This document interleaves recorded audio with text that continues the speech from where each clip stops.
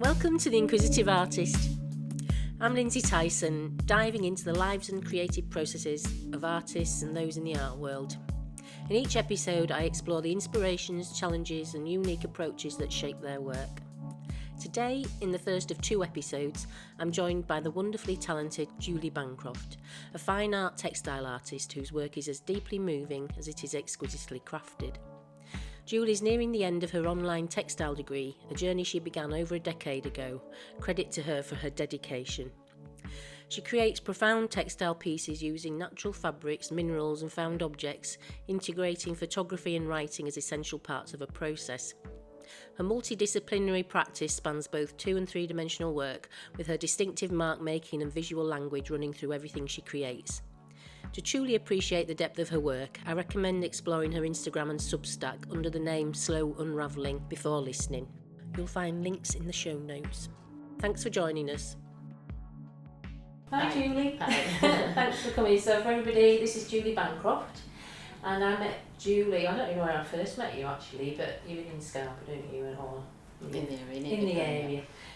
So we have mutual friends, and you came to a workshop once, That's which right. was nice. That's when I first met you properly. And I've asked Julie in today because I find her work very interesting, and you're doing a online textile degree, aren't you, at the moment? Your work really spoke to me, so I thought it'd be really interesting to talk to you about it. So I wondered if you could just maybe introduce yourself and tell us a little bit about your background and how you got to where you are. Yeah, sure. So thank you for inviting me. I suppose I'd describe myself as a visual artist at the minute. I am doing a textiles degree. That's actually finishing in the next few months. So that's obviously been at the core of what I'm doing. But I've always liked photography, and I've done some ceramics. So I think it's probably just been a bit of a journey over the last 10 years or so, trying different things and finding materials and things that suit me. And were you artistic as a child? Was it something you always did? Only insofar as we were one of those families where mum was always knitting and making something. My dad's a builder and a bricklayer and was always doing something, and so I was always, doing patchwork and sewing and drawing and things like that. Yeah. But I wouldn't describe us as an artistic family, although Well, my brother practical. is practical. Yeah. Into making things. It's all about making things. Really. Yeah, sorry, what about your brother? He's a musician as well, so Right. yeah, we've always done something. Yeah, okay. So you actually studied as an English teacher, is that right? So you did that for quite a long time. I taught in secondary schools for 16 years as an English teacher, that's right. Right. And then I moved to Scarborough, to the sixth form college here. Right, and you're teaching fashion and what was it? Fashion and media nowadays. Fashion and media. So how did that come about? Well, I was teaching English and had a break, so when I came back to the college, I needed a change, and they needed a media teacher at the time, and as I said, I'd always been into photography, and I was then starting to get into textiles and fine art myself, so it just seemed a really nice fit. Yeah, because your photography, we'll come back to your photography because you take some beautiful photographs of your work, and but we'll talk about that later. So I suppose I'd like to ask you about your degree that you're doing at the moment. So it's an online fine art textiles, is that right? Yeah, it's a textiles degree, and they include all kinds of textiles in there, so you can go on to be a textiles designer, you can do fine art textiles, constructed, sort of anything. Right, and who's that with? It's with an organisation called the Open College for the Arts. Right, okay. And what made you decide to do that now? Well, I was, again, I'd always been doing embroidery and some textiles and things like that, but I was finding it increasingly, it wasn't really satisfying what I was wanting it to do. And so I was just looking for something that was going to push me a bit more and introduce some new elements to what I was doing. I was going through a fairly tricky time personally, so I think I wanted something that would take me out of that. And my original motivation, I said to my tutor, was I just wanted to make some beautiful things, and the things I was making with the skills I had at the time just weren't doing it for me, and I didn't really understand why, which I found quite interesting, so I kind of got into it through that sort of urge, really. Right, okay. So it's sort of self-expression, so you want to express yourself through it. And why textiles and not painting or something like that? That's a good question, which I often ask myself. I think because of the familiarity of it, so I could embroider, I could crochet, and it seemed like a way in, whereas fine art as a world, a long way out there, I've never learnt to draw properly and that sort of thing. So I did consider doing photography as a degree, but I don't know, textiles just seem to have so much, well, you know yourself, Yeah. it encompasses so much, doesn't it, really? I really liked the scope of it, really. That I And could did do you know anything. you wanted to do the fine art side of it, or so when you actually started Yeah. the course? I didn't really know, and it's a very good course in the sense that I'm sure, like most degrees tech like that, it introduces to lots of different things. But the first part of the degree was called Textiles Vocabulary, and that just instantly clicked with me. So it wasn't about learning techniques and things at all. It was about finding a language that suited you and that could allow you to express what you wanted to. So I was really hooked on that right from the beginning. Yeah, well, the first thing that struck me about when you came here, is we were doing a wax workshop, a mixed media wax workshop, that you had this visual language already, which was seemed established to me. It seemed a very natural way of working in mark making and everything. And I wondered if did that come through doing the course, or was that already there? Definitely through doing the course, I think that's what the traditional textiles wasn't doing for me, like you say, the self-expression beforehand. So I think it was through the process of learning the textiles and the sketchbook work that I was doing with it. You'll know yourself, textiles processes are sometimes quite slow, so I'm a very impatient person. So I got into drawing quite a lot, and what's expressive drawing, you know, and I think that was really what hooked me, was just being able to pick up a piece of charcoal or a pencil and make some marks that meant something to me and that expressed something that I don't think I'd ever previously had a means of self-expression quite like that. And so that kind of found its way a bit into my textiles, and so I've always moved between the drawing, the painting, I suppose it's just drawing with paint really is what I do, and then the textiles, and move between them. So the marks that I make are very intuitive and very sort of unpremeditated, but then I sort of go into them a bit more and resolve it more with the textiles. How did the course bring that out in you? How did that?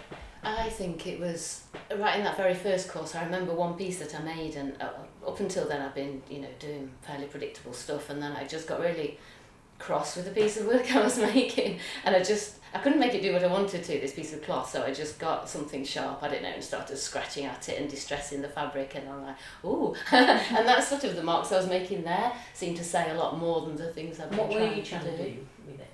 Oh golly, I think at that time I was trying to be more expressive, I think. So, you know, I really wanted to get away from making pretty things, which is quite easy in textiles and is lovely, and there's nothing wrong with that, but it doesn't really express anything that I wanted to say. So as soon as I started tearing things up or making things that looked a bit ugly or a bit wonky, I think that was sort of opened up a whole new line of inquiry, really. Right, and it's just about much of getting your feelings out. Yeah, and I'm not entirely comfortable with the idea of, I don't think I use it like as therapy, you know, but I think that self-expression, that we all need some way of expressing ourselves, don't we?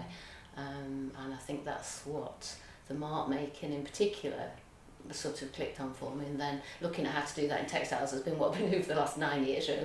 Right, yeah, and with you working in the fashion and everything as Yeah, well, I suppose. yeah. Does that come into it at all? I think that, do you mean with my teaching? Yeah, I'm jumping a little Yeah. bit really, I might as well come back to it. Yeah. I think the thing with I mean, I like teaching. Teaching is what I like. So the subject matter is less important to me than the fact that I'm connecting with people and, you know, doing what I can to help them see their own potential. So I think being in the creatives department at college is just an extra bonus, you know, that all the time what I'm doing is trying to facilitate. And what you're people's learning on creativity. this course must be Yeah. helping a lot in that way. To help Yeah, others, so it's I just a suppose. nice, you know, mental space to be in quite a lot of the time.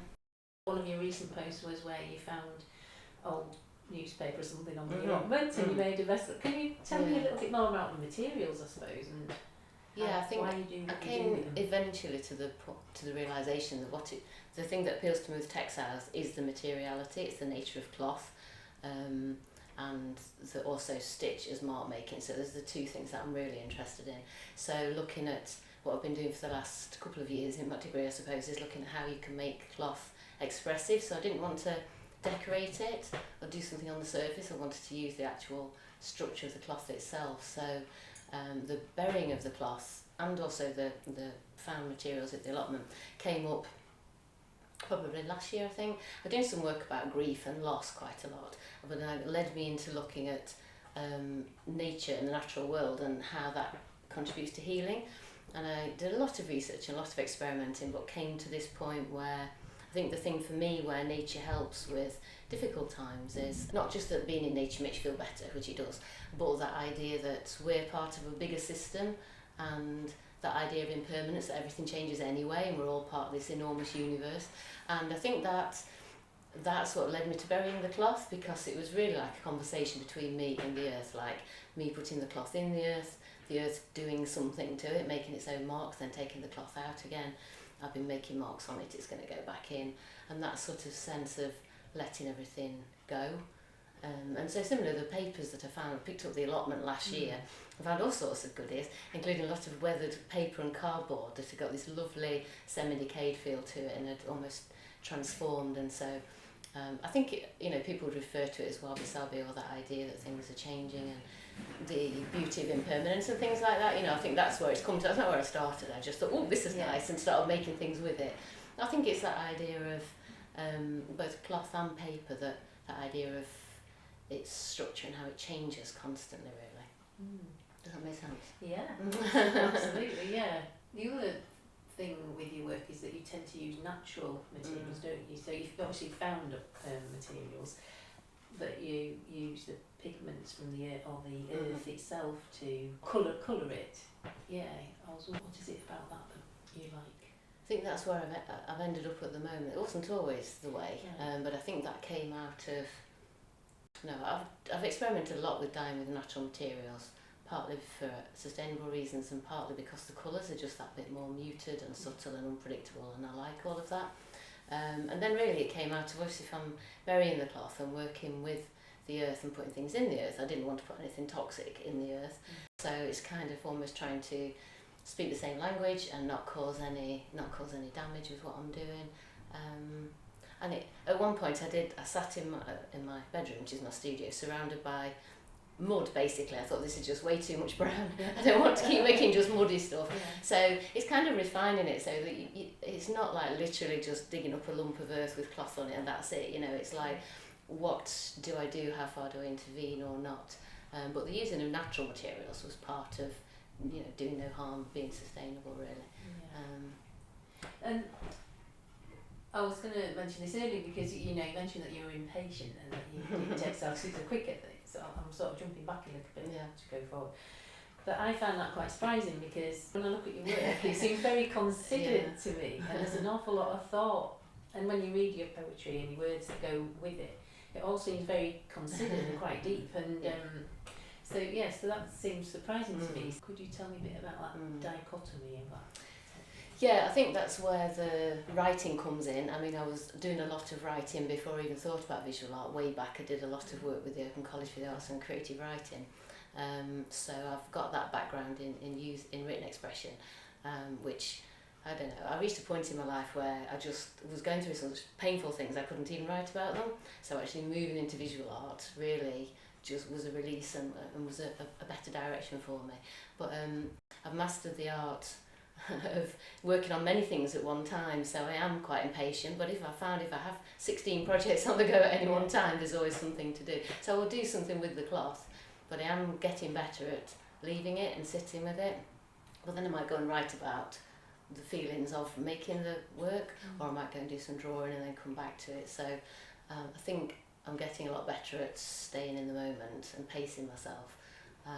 I just find that when I say impatient, I find I do my best work with a light touch, and if I set myself I'm going to spend 4 hours and make this piece perfect, it'll just be dead within an hour. For me, it doesn't work for me if I plan and focus too much on any one thing, so I like to move between the different things. That works better for me.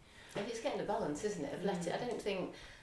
I don't really just want to splurge it on the paper, whether that's drawing or writing, and then that's it. But I think as a starting point, or like for me making marks, or like one of your layers in your painting, or and then you take a step back, don't you, think about what's coming out and what do you want to do next, and where to draw the line. And so with your mark making, is there any meaning behind it when you start? Do you ever actually think, well, this is in my mind, and then you start mark making, or you just do it? Sometimes I just do it like a physical thing. I've just got to get a bit of paper and do something, and that's directly intuitive, I think. But other times I'll be thinking about something, like so when I've been thinking about grief and loss and then healing, any sort of thing I do a lot of reading around all these things to kind of support my own, what I'm doing. And so if I have in mind, I was thinking the other day about the tension between control and letting things go, and so I might just kind of play with some materials just to see what would that look like visually. I think it's kind of getting what's in your head and putting it out so you can see it in some way. Does that make sense? Yeah. So I don't think that's ever might not contribute to my work per se, but it's like just a way of thinking, I think. And where do you see your work go? Because I suppose at the moment, are you just making? Obviously, you've got a degree show coming up soon. I mean, you have a physical degree. Well, with it being online, there isn't an actual Right. venue, but I've been lucky enough to get a residency in Malton at the AWH collective building there. So I've got 2 weeks in March to do a residency, except I will still be working, but all the time I'm not working. So I'm going to have some kind of open studio at the end of that. Right. Because I was thinking about, you're making all this work. Where's it going to go? Yes, well, that's a very good question, Lindsay. There's a lot of it. Yeah. I'm pretty good at ruthless at throwing things out, but I do literally have a bedroom full now of the larger pieces I'm doing now, nearly a metre square. So, and I'm using old bed sheets, which are large. So I don't really know. I have started selling my work, and that would be nice in the end if that was. So would you imagine being in a gallery? Have you got an aim for your work, where it should go?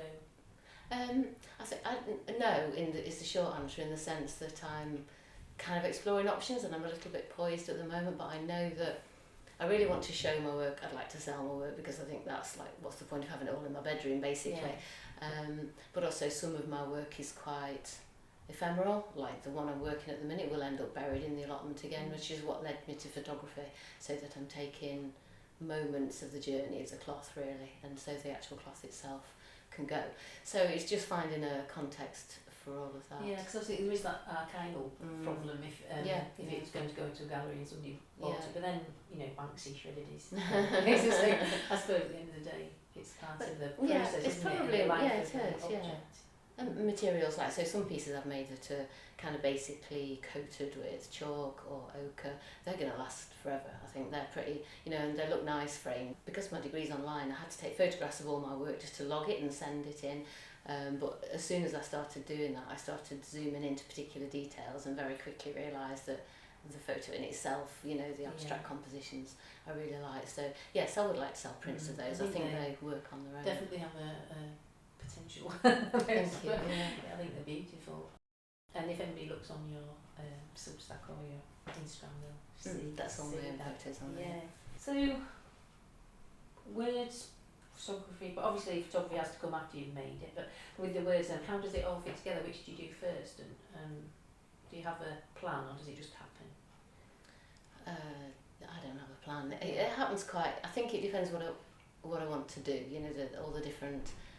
I was worried that I would seem or feel indecisive in keeping all these different elements going, but they've become pretty embedded as different parts of my practice. It's really, like very much of a whole. It's almost like you need all those together to make it. It's a cohesive body of work, isn't it? Whatever the mediums. I suppose you're multidisciplinary. Yes, yeah, it works. It works for me, really. So, and I suppose it feels like they all are one in the same. And I suppose all the materials, because even if you're using clay, it's from the earth as well, isn't it? And it's that's why it's all connected. Yeah, well, it's all like genuinely part of my process. So that's everything I do is really led by the process and what it is I'm trying to express. So you have to use the right materials, and if I want to go super deep into something, then writing is a really good mechanism for doing that, isn't it? Or reflecting. Yeah. If I want to capture a moment in a piece of cloth or paper that's going to disappear, then obviously the photography is a good way of doing that. So that's kind of just evolved quite organically, really. Have you thought of doing a book? Yes, of course I have. I was reading one of your recent poems, and you're just so good at writing as well. Thank you. Just so good at everything. And I could imagine it all together in a nice, a coffee table book. It would be beautiful. I'd like to. I'm going to do some prints for my end of degree celebration final thing. But then I shall keep going with the Substack, and that's just kind of gradually building up material. Why did you choose Substack against having a website or anything else? I think it's changed recently, so I'll put that caveat out there, but I really like it as a platform. Right. And it came out from my degree because I had to do some writing, and I didn't want to do a formal dissertation. I like formal dissertations, but what I was doing was very personal work. So this was to do with loss and grief and burying fabric and fragmentation, and it just wasn't right in a formal essay. So I wrote a series of personal essays, which is the first essays on my Substack, and I just really liked it. It's a nice format. You know, you can post as little or often as you want. So I shall keep going on there, I think. I mean, obviously this podcast is on Substack, but I just use it because it seems the most user-friendly one to use for that. But a lot of people probably don't even know about Substack. I didn't think of it as a social media platform. No. It's almost everything, isn't it, in one? Yes, and becoming rapidly much more social media based, whereas I think a lot of people say that it's, because I used to write a blog on WordPress, and a lot of people are saying it began very much as a kind of a blogging site, but it's become much more lots of fast, quick posts. But what I liked was I was posting on Instagram and finding I was writing longer and longer and longer chunks, which obviously isn't really what it's for and didn't really work. So I just needed somewhere to post. Yeah. And I can put it on a blog, but you know, they're buried away somewhere. So it's a good, probably a very good platform for you. I need to get my head around it a bit more. I can't sort of quite get and it works well with the podcasting being on there, and that's obviously a growing area as well, isn't it? So, and obviously in the future, I mean, you can have paid posts, you can subscribe to it. I don't think you do at the moment. Not at the minute, no. I don't yet. But would that be a consideration? Would you ever? It would be something to think of, I'm just increasingly interested in, you know, having more creativity and creative time in my life, and I think I didn't want to do paid. I didn't want to feel obliged to post a certain amount or a certain regularity, but you know, that's obviously something to think about for the future. A way to support your craft. I suppose it's going back to the photography and how you present things. It always looks very considered as well and very beautifully curated is a word that comes to mind. So it's considered and curated, and that was something else I wondered how important it is, how it's seen visually to you. It's always been a bit of a struggle for me, that one, in that I'm not after creating a brand, and all the advice on your Instagram in particular about getting consistency in your feed, not interested in doing that particularly. However, I am super obsessed with aesthetics. I like the recent move to making it rectangular instead of square. What is that all about? So now I'm going in adjusting the fit every time I post. So the way I have taken some time I wanted to create space on my Instagram feed, like literally around the images. That's why I set it out like that, because a lot of my images are of detail, and if the pictures are all butted up against each other, you can't see what you're looking at, literally, that really. So I think it's important, isn't it, to take a bit of time with the presentation. I'm not very good at that, because I have a lot of different things, and there'll be different colours or different sizes and different shapes and different textures, and I sometimes I'll just post whatever I want because that's what I'm working on. Then I think, it doesn't really look that it great. does, and we can see your process, because you're finishing more work. You know what I mean? You're posting finished pieces and pieces in progress. I think that tells a really clear story. When I look at other artists that seem to be quite successful, they've always got really nice finished pictures on. And but you know, I don't really work like that. You know, I'm always working on stuff more often than I'm finishing in a way. So it's well, I think it's nice, I think that being willing as a successful artist as yourself to show work in progress and work that you've not, work in progress and things like that. I think that opens up your practice to people, and like for emerging artists like myself, to have a look and see how things change and develop, and it's okay to go through these different stages. I think it's who you're aiming it at, really, because I had a mentoring session a little while ago with Parker Harris, and they were sort of saying, if you're looking at galleries, you've got to simplify. It's got to look really professional, and your website's got to be like this, and I think it's harder. I'm sort of always focused on other artists and people that like me, I suppose, that are. I suppose I like to share the whole process because that's real life, isn't it? So but it's hard if you want to be in a top gallery, then it's got to be a different way. So sometimes it's quite hard to decide which way to go. I can imagine. I mean, it's never really been an issue for me because I'm just a student, so I just post bits and pieces. Absolutely. My work's only coherent. I mean, my feed is only coherent because my work, I'm making it all. So that's the thing that ties it together. I suppose yours naturally coherent because of the materials that you use and your mark making language and you know, just naturally sort of comes together, doesn't it? It is really beautiful. Thank you so much for joining us today on The Inquisitive Artist. I hope you've enjoyed this first part of my conversation with Julie Bancroft. Be sure to tune in next time for more insights into Julie's incredible work and creative journey. And don't forget to like, share and/or comment to help spread the word. Thanks for listening. See you next time.